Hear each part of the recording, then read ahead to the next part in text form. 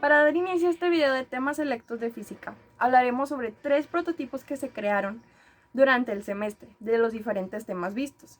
En etapa 1 de fluidos se hizo un prototipo adecuado a la vida diaria sobre el principio de los vasos comunicantes.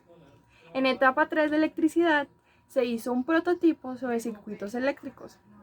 Y en etapa 4, que se llamó oscilación, onda, sonido y óptica, se hizo un prototipo del efecto Doppler. A continuación, mis compañeros y yo explicaremos cada uno de estos prototipos cómo fueron. Bueno, pues el ejemplo del cual nos basamos sobre la vida diaria es cómo los albañiles utilizan este principio para poder verificar que la barda o la construcción esté anivelada. Esta maqueta se fue haciendo por partes.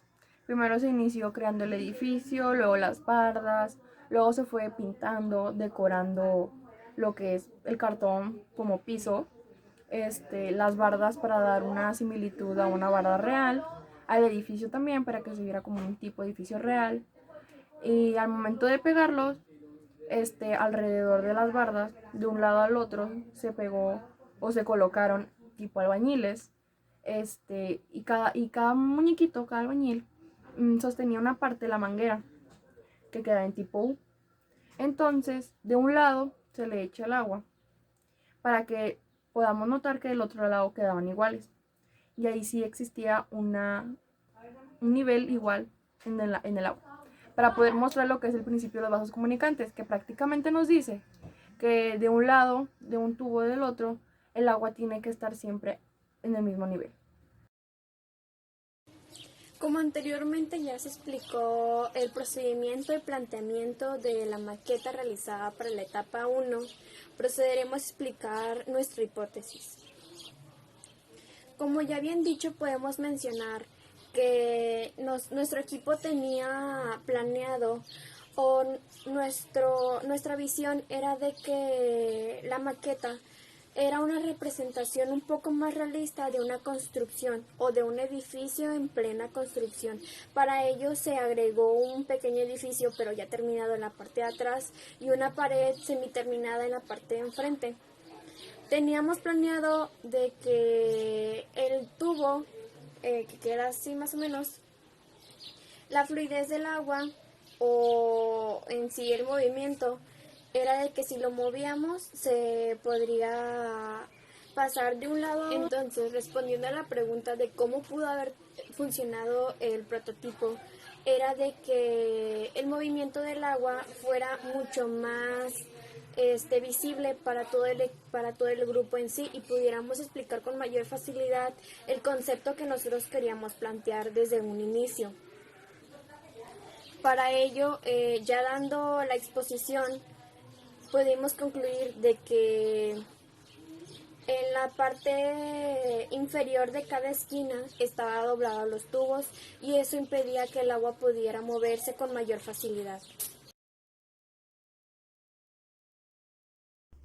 Para la elaboración de nuestro circuito eléctrico en serie se necesitaron distintos materiales, los cuales son una fuente 9 volts, cables caimanes, un interruptor, 3 LED, cables normales y por último un plato desechable. Para empezar nuestro prototipo de circuito en serie, primero se tomaron medidas de lo que es la fuente y el interruptor en el plato desechable, para así después colocarlos y que quedaran muy bien ajustados. Después de eso se unieron los 3 LED con un cable pequeño y otro cable que estuviera junto al interruptor. Después de eso se colocaron los cables caimanes en su respectivo orden. En el caso del caimán amarillo, que es el positivo, lo colocamos desde la fuente de 9 volts hasta el interruptor. Y en el caso del cable blanco, que es el negativo, se colocó desde la fuente hacia el cable de los LED. Hola. En el circuito en serie la corriente solo pasa por un mismo canal y todos sus elementos están conectados entre sí de manera que la corriente que pasa es la misma. Si se funde un LED, la corriente no pasará a estos otros y no encenderán. La resistencia equivalente es la suma de todas las resistencias que componen el circuito. La corriente es igual en todas las resistencias y el voltaje es la suma de todos los voltajes de cada resistencia. Este prototipo de circuito en serie Funciona así. Esta fuente es de 9 volts y está conectado a dos caimanes. El caimán amarillo es positivo, el cual está conectado en la fuente y en el interruptor. Al momento de hacerle presión al interruptor, hace que pase corriente y hace que enciendan los LED. Pero al momento de apagar el interruptor, corta la corriente. Este cable blanco es el negativo y está conectado a los LED y a la fuente de 9 volts. Hacer este trabajo no tenía conocimiento de él. Entonces yo pensaba que los cables caimanes podían ir en cualquier lado, que no tenían un orden. Entonces al momento que ya tenía todo, puse los cables al revés. Dije, no pasa nada, tiene que funcionar. El amarillo lo puse en el negativo y el blanco en el positivo. Al momento de hacer presión en el interruptor, me di cuenta que no funcionó. Entonces dije, ¿qué pasó? Investigué, vi videos y me enteré que tienen un orden. El amarillo es positivo y va conectado desde el interruptor, desde el interruptor a la fuente, y el blanco es negativo, que es desde la fuente a los LED. Bueno, mi hipótesis consistía en que pensaba yo que el requisito para hacer este prototipo en serie era que utilizáramos focos normales, ya que había investigado anteriormente de cómo hacer estos circuitos en serie y todos utilizaban focos. Vi videos o páginas en internet y todos decían lo mismo. Pensaba que ese era el requisito para que funcionara bien, pero creo que al final de cuentas se demostró que no, que se puede con cualquier foco. En nuestro caso utilizamos el LED y pues creo que terminó funcionando perfectamente. Y bueno, creo que esa era mi hipótesis del prototipo.